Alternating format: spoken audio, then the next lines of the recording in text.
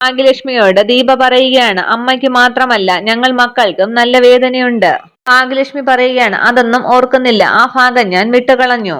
പക്ഷേ നമ്മുടെ കുടുംബത്തിനകത്ത് എന്തെങ്കിലും തകർച്ച ഉണ്ടായാൽ ദിയ കാണിക്കുന്ന ധൈര്യം മോളും കാണിക്കണം. അമ്മേ, സദാനന്ദനും മോനും എന്തെങ്കിലും പ്രശ്നങ്ങൾ ഉണ്ടാക്കാനുള്ള സാധ്യതയുണ്ട്. അവരെന്തായാലും അടങ്ങിയിരിക്കില്ലല്ലോ മോളെ. ആ സമയത്ത് നമ്മുടെ ഭാഗത്ത് ന്യായമുണ്ടെങ്കിൽ നമ്മൾ എവിടെയും പതറരുത് എന്നാണ് ഞാൻ പറഞ്ഞത്. ഇതിന്റെ ഒന്നും ആവശ്യം ഇല്ലായിരുന്നു അമ്മേ. ശ്രീകുമാറിനെ അമ്മ ഹോസ്പിറ്റലിൽ കൊണ്ടുപോയി വേണ്ട സമയത്ത് തന്നെ. എന്നിട്ടും അയാളുടെ ജീവൻ രക്ഷിക്കാൻ കഴിഞ്ഞില്ല. അമ്മേ, മരിച്ചവർ മരിച്ചു. പിന്നീട് അതിന്റെ പിന്നാലെ പോകേണ്ട കാര്യം എന്തായിരുന്നു? ഭാഗ്യലക്ഷ്മി പറയുകയാണ്, അമ്മയ്ക്ക് അങ്ങനെ ചിന്തിക്കാൻ പറ്റില്ല മോളെ. അങ്ങനെ വന്നാൽ ദൈവങ്ങൾ മാത്രമല്ല, എന്നെ സ്നേഹിക്കുന്ന എന്റെ ഇളയ മോൾ ഉൾപ്പെടെ എല്ലാവരും എന്നെ വിമർശിക്കും. ഇപ്പോൾ തന്നെ ഞാൻ കോടതിയിൽ പോകാതിരുന്നപ്പോൾ അവരൊക്കെ ഏത് രീതിയിലാണ് എന്നെ വിമർശിച്ചതെന്ന് മോൾക്കറിയാമല്ലോ. എങ്കിൽ പിന്നെ അമ്മ എന്തിനാണ് ഇങ്ങനെ വിഷമിക്കുന്നത്? എന്റെ വിഷമങ്ങൾ എന്താണെന്ന് മോൾക്ക് പറഞ്ഞാൽ മനസ്സിലാകില്ല, ആർക്കും മനസ്സിലാകില്ല. ഭാഗ്യലക്ഷ്മിയുടെ സങ്കടം കണ്ട് ദീപ പറയുകയാണ്, എന്തോ കാര്യമായിട്ട് സംഭവിക്കാൻ പോകുന്നു, അല്ലെങ്കിൽ സംഭവിച്ചു കഴിഞ്ഞു. അതല്ലെങ്കിൽ അമ്മ ഇത്രയും വേദനിക്കില്ലല്ലോ, ഇങ്ങനെ ഭയക്കില്ല, അതെനിക്ക് ഉറപ്പാണ്. അത്രയും പറഞ്ഞ റൂമിൽ നിന്നും പോവുകയാണ് ദീപ. പിന്നീട് ദിയയെ ഒരു ഫ്രണ്ട് ഫോൺ ചെയ്യുകയാണ്. നീ അറിഞ്ഞോ കാര്യങ്ങൾ? അന്നേരം ദിയ ചോദിക്കുകയാണ്, എന്ത്?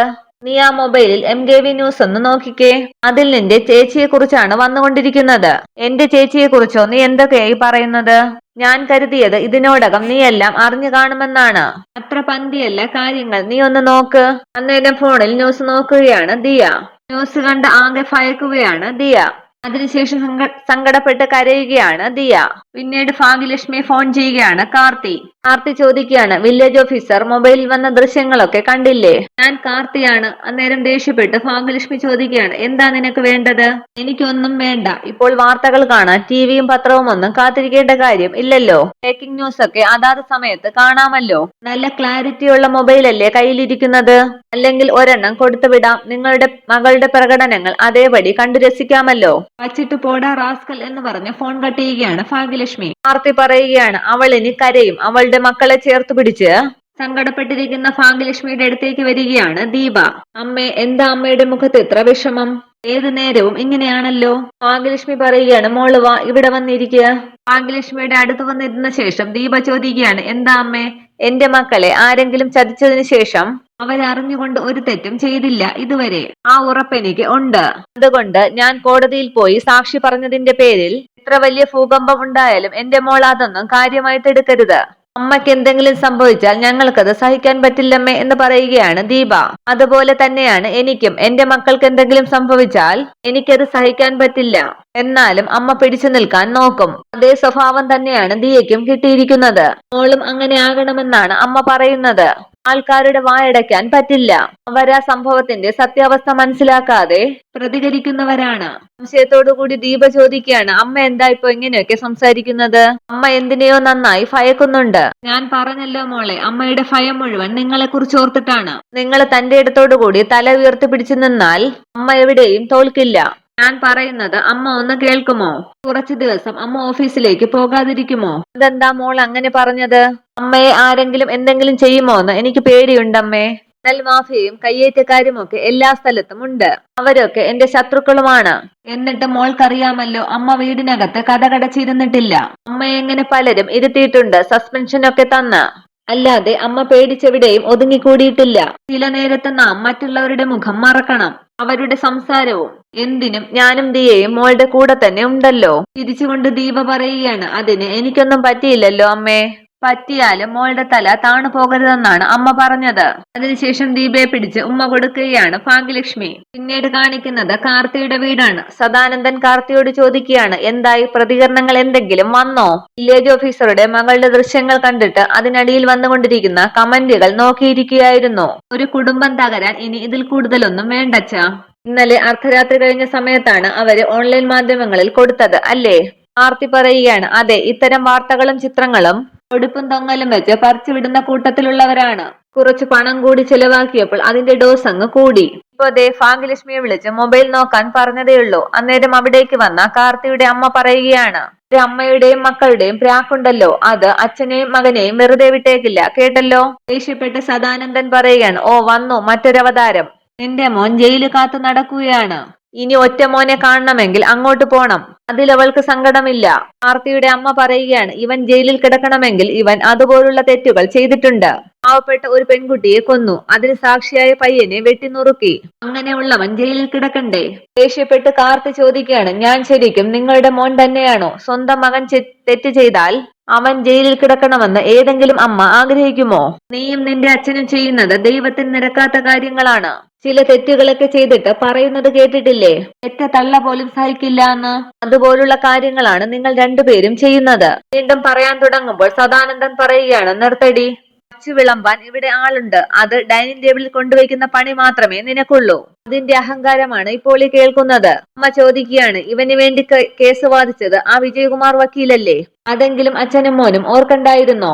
അയാളുടെ മകളോടല്ലേ നിങ്ങൾ ഈ ചതി ചെയ്തിരിക്കുന്നത്? സദാനന്ദൻ പറയുകയാണ്, അയാൾ ഈ കേസ് ജയിക്കാനാണ്, ഭാര്യയുടെ മുൻപിൽ തോൽക്കാതിരിക്കാനാണ് അവന്റെ മോളെ തന്നെ ബലിയാടാക്കിയത്.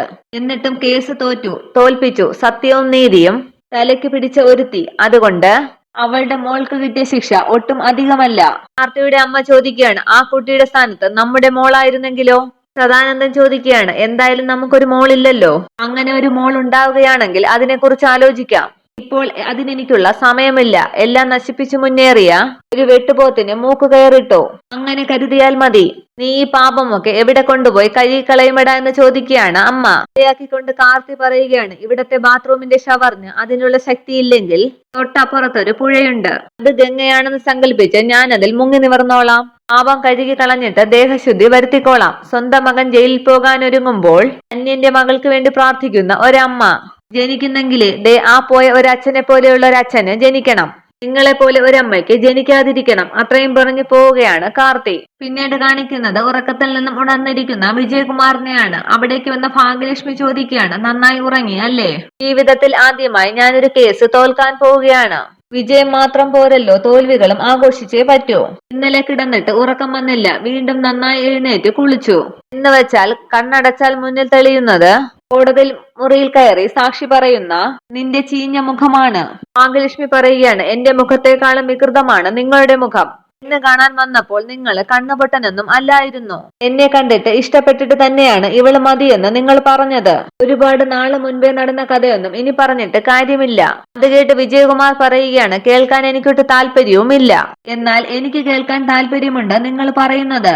അത് കേൾക്കാൻ വേണ്ടി തന്നെയാണ് ഞാനിപ്പോൾ ഇങ്ങോട്ട് വന്നത്. കോടതിയിൽ ഞാൻ പ്രസന്റ് ആവാതിരിക്കാൻ, കേസ് ജയിക്കാൻ നിങ്ങളാണോ സദാനന്ദന് ലോകത്ത് ഒരച്ഛനും ഉപദേശിച്ചു കൊടുക്കാത്ത ബുദ്ധി ഉപദേശിച്ചു കൊടുത്തത്?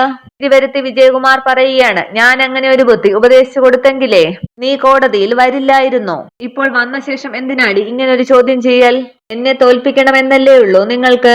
അതുകൊണ്ടാണ് ഞാൻ പ്രധാന സാക്ഷിയായ കേസ് നിങ്ങൾ ഏറ്റെടുത്തത്. മക്കള് പോലും അത് വേണ്ടാന്ന് പറഞ്ഞിട്ടും ആവേശത്തോടുകൂടി നിങ്ങൾ സദാനന്ദന്റെ മോനും കൂട്ടുകാർക്കും വേണ്ടി കോടതിയിലെത്തിയത് ഞാൻ എതിർപക്ഷം ചേർന്നത് കൊണ്ടല്ലേ? വിജയകുമാർ പറയുകയാണ്, അത് ഞാൻ നിഷേധിക്കുന്നില്ല. പിന്നെ സദാനന്ദന്റെ ഒട്ടുമിക്ക കേസുകളും വാദിക്കുന്നത് ഈ ഞാൻ തന്നെയാണ്. അത് നിനക്കും അറിയാം. ഭാഗ്യലക്ഷ്മി പറയുകയാണ്, എന്നാൽ മക്കളെ ബലിയാടാക്കിക്കൊണ്ട് ഇതുവരെ നിങ്ങൾ ഒരു കേസും വാദിച്ചിട്ടില്ല. ദേഷ്യപ്പെട്ട കട്ടിൽ നിന്നും എഴുന്നേറ്റ് വിജയകുമാർ ചോദിക്കുകയാണ്, നീ കുറെ ആയല്ലോ ഇതുപോലെ സംസാരിക്കാൻ തുടങ്ങിയിട്ട്. ഒരുമാതിരി അരികും മൂലയുമൊന്നും ഇല്ലാതെ.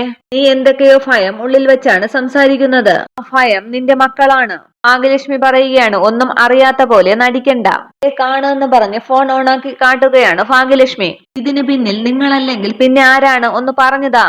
ഞാൻ കോടതിയിൽ എത്താതിരിക്കാൻ സ്വന്തം മോളുടെ ഭാവി ഇല്ലാതാക്കുന്ന തെറ്റാണ് നിങ്ങൾ ചെയ്തിരിക്കുന്നത്. വെളിച്ചത്തിലേക്ക് ഇനി എന്റെ മോൾക്ക് ഇറങ്ങാൻ പറ്റില്ല. ആ നിലയിലാക്കി നിങ്ങൾ എന്റെ മോളെ. അന്നേരം ഭാഗ്യലക്ഷ്മിയുടെ ഫോൺ വാങ്ങിച്ചു നോക്കി ആകെ ഭയപ്പെട്ടു നിൽക്കുകയാണ് വിജയകുമാർ. അതിനുശേഷം റൂമിന് പുറത്തേക്ക് ഇറങ്ങുന്ന വിജയകുമാറിനോട് പുറകെ ചെന്ന് ഭാഗ്യലക്ഷ്മി പറയുകയാണ്, അതെ, എന്റെ മോളൊന്നും അറിഞ്ഞിട്ടില്ല. ഞാൻ അറിയിക്കാടി എന്ന് പറഞ്ഞ് ദേഷ്യപ്പെട്ടു പോവുകയാണ് വിജയകുമാർ. അതേസമയം റൂമിലിരുന്ന് പഠിക്കുകയാണ് ദീപ. ഇവിടേക്ക് ചെന്ന് വിജയകുമാർ ഡി എന്ന് ഉറക്കെ വിളിക്കുമ്പോൾ ഞെട്ടി നോക്കുകയാണ് ദീപ. അടുത്തേക്ക് ചെന്ന വിജയകുമാർ ചോദിക്കുകയാണ്, എടി പഠിക്കാനെന്ന് പറഞ്ഞ് കോളേജിൽ പോയിട്ട് നശിച്ചല്ലോടി നീ എന്ന് പറഞ്ഞ് ദീപയുടെ കഴുത്തിന് പിടിക്കുകയാണ് വിജയകുമാർ. കൊല്ലുമടി നിന്നെ ഞാൻ, അമ്മയും അനിയത്തിയും എല്ലാവരും കൂടെ ചേർന്ന് പേരുദോഷം ചേർത്തവളെന്നും പറഞ്ഞ് അവളെ സെറ്റിയിലേക്ക് വലിച്ചെറിയുകയാണ് വിജയകുമാർ. കുടുംബത്തിന്റെ മാനം കളഞ്ഞ് ഇനി നീ ജീവിച്ചിരിക്കാൻ പാടില്ല എന്ന് പറഞ്ഞ് വീണ്ടും ദീപയുടെ കഴുത്തിന് പിടിക്കുകയാണ് വിജയകുമാർ. അന്നേരം അവിടേക്ക് ഓടി വന്ന ഭാഗ്യലക്ഷ്മി വിജയകുമാറിനെ പെട്ടെന്ന് തള്ളി മാറ്റുകയാണ്. വിജയകുമാറിന് നേരെ കൈ ചൂണ്ടി ദീപയെ പിടിച്ചുകൊണ്ട് ഭാഗ്യലക്ഷ്മി പറയുകയാണ്, എന്റെ മോളെ ഇനി നിങ്ങൾ തൊട്ടുപോകരുത്. തൊടില്ല, ഞാൻ കൊന്നു കളഞ്ഞേക്കവളെ. ഭാഗ്യലക്ഷ്മി പറയുകയാണ്, എന്റെ മോൾ ഒരു തെറ്റും ചെയ്തിട്ടില്ല. അതുകൊണ്ട് നിങ്ങളെപ്പോലെ ഒരാൾക്ക് എന്റെ മോളുടെ ദേഹത്ത് കൈവയ്ക്കാൻ ഒരു യോഗ്യതയും ഇല്ല. അന്നേരം അവിടേക്ക് അമ്മയെന്ന് വിളിച്ചുകൊണ്ട് വരികയാണ് ദിയ. എന്താ അമ്മയെന്ന് ചോദിക്കുമ്പോൾ വിജയകുമാർ പറയുകയാണ്, ദേ വന്നു അടുത്ത സന്താനം. കഴിച്ചു വിടടി, തോന്നിയതുപോലെ നടക്കട്ടെ. ഇടി, നിന്നേക്കാളും മുകളിലോട്ടാണ് ഇവളുമാരുടെ പോക്ക്. കൂട്ടത്തിൽ ഇവളെ കുറച്ച് ഭേദമാണെന്ന് ഞാൻ കരുതി. ഇപ്പോ അനിയത്തെയും കവച്ചു. കരഞ്ഞുകൊണ്ട് ഒന്നും മനസ്സിലാകാതെ ദീപ ചോദിക്കുകയാണ്, ഞാൻ എന്ത് ചെയ്തു എന്നാണ് അച്ഛൻ പറയുന്നത്? ഓ, ഒന്നും അറിയാത്ത കുഞ്ഞാവ. തടസ്സം പിടിക്കാൻ മക്കളുടെ എന്ത് തെറ്റും ന്യായീകരിക്കുന്ന ഇവൾ വന്നില്ലായിരുന്നെങ്കിൽ കഴുത്ത് ഞെരിച്ച് കൊന്നേനെയായിരുന്നു ഞാൻ. എടി, നീ എന്താണ് ചെയ്തതെന്ന് ഒരച്ഛനും മകളോട് പറയാൻ കഴിയില്ല. പിന്നെ എന്തും നിങ്ങളോട് വെട്ടി തുറന്നു പറയുന്ന നിങ്ങളെ വളർത്തി വഷളാക്കിയ ഒരുത്തി അരികത്ത് നിൽപ്പുണ്ടല്ലോ, നിങ്ങളുടെ അമ്മ. ചോദിക്കവളോട്, അവൾ പറയട്ടെ. പൂരിപ്പിച്ച് പറഞ്ഞുകൊട് പുന്നാര മോൾക്ക്. അത്രയും പറഞ്ഞ് താഴേക്ക് പോവുകയാണ് വിജയകുമാർ. ഈ മനുഷ്യൻ എന്ന് പറയുകയാണ് ഭാഗ്യലക്ഷ്മി. കരഞ്ഞുകൊണ്ട് ദീപ ചോദിക്കുകയാണ്, അമ്മേ, എന്താ അമ്മേ എനിക്ക് പറ്റിയത്? ഞാൻ എന്ത് തെറ്റാണ് ചെയ്തത്? മോളൊന്നും ചെയ്തിട്ടില്ല. പിന്നെ എന്തിനാ അച്ഛൻ എന്നെ തല്ലിയത്, ഇത്രയുമൊക്കെ പറഞ്ഞത്? മോളവാ ഇരിക്കെന്ന് പറഞ്ഞ് ദീപയെ പിടിച്ചിരുത്തുകയാണ് ഭാഗ്യലക്ഷ്മി. ഭാഗ്യലക്ഷ്മി പറയുകയാണ്, നമ്മൾ പോലും അറിയാതെ നമ്മളെ ചതിക്കുന്ന ചിലരുണ്ട്. അത്തരം കൂട്ടുകെട്ടുകൾ നമ്മൾ തിരിച്ചറിയണം, ഒഴിവാക്കണം. ിപ്പോ എന്ന് ദീപ ചോദിക്കുമ്പോൾ ദീപ പറയുകയാണ്, ഒന്നുമില്ല ചേച്ചി. കുറച്ചു കഴിഞ്ഞ് അമ്മയെല്ലാം പറയും. അമ്മേ, ഒന്ന് വന്നേന്നും പറഞ്ഞ് ഭാഗ്യലക്ഷ്മിയെ വിളിക്കുകയാണ് ദിയ. ഭാഗ്യലക്ഷ്മി പുറത്തേക്ക് വന്ന ദിയോട് പറയുകയാണ്, മോളെ, ചേച്ചിക്ക് ഇതുവരെ അവൾക്ക് എന്താണ് ഉണ്ടായതെന്ന് മനസ്സിലായിട്ടില്ല. ഒരു പ്രശ്നമുണ്ടാകുമ്പോൾ മക്കളെ കൊല്ലാനും തല്ലാനും അല്ലാതെ അതിന്റെ കാരണം എന്താണെന്ന് അന്വേഷിക്കാനോ അതിന് പരിഹാരം കാണാനോ അയാളെ കൊണ്ട് കഴിയില്ല. അതേസമയം ഗേറ്റ് തുറന്ന് സാറേന്ന് വിളിച്ചുകൊണ്ട് രണ്ടുപേർ അവിടേക്ക് വരികയാണ്. എന്താ സാറേ സംഭവിച്ചത്? മൊബൈല് തുറന്നാൽ മൂത്ത മോളെ കുറിച്ചുള്ള വാർത്തയാണല്ലോ. ഭാഗ്യലക്ഷ്മി പറയുകയാണ്, എന്റെ മോൾക്കൊന്നും അറിയില്ല, അവളെ ചതിയിൽപ്പെടുത്തിയതാണ്. മോൾ അറിയാതെ ഇതൊക്കെ സംഭവിക്കുമോ മാഡം? എന്നാലും മൂത്ത കൊച്ചൊരു പാവമായിരുന്നല്ലോ. പിന്നെ എങ്ങനെയാണ് ഇങ്ങനെ ഒരു അബദ്ധം പറ്റിയത്? വീട്ടിലെ കുട്ടികൾ പോലും ഇതൊക്കെ കണ്ടു കഴിഞ്ഞു. അവരാണ് ഞങ്ങളെ മൊബൈലിൽ കൊണ്ടുവന്ന് കാണിച്ചു തന്നത്. അതേസമയം പുറത്തേക്ക് ഇറങ്ങി വരികയാണ് ദീപ. ഇത്രയുമാണ് ഇന്നത്തെ എപ്പിസോഡ് വിശേഷങ്ങൾ. Okay, thank you.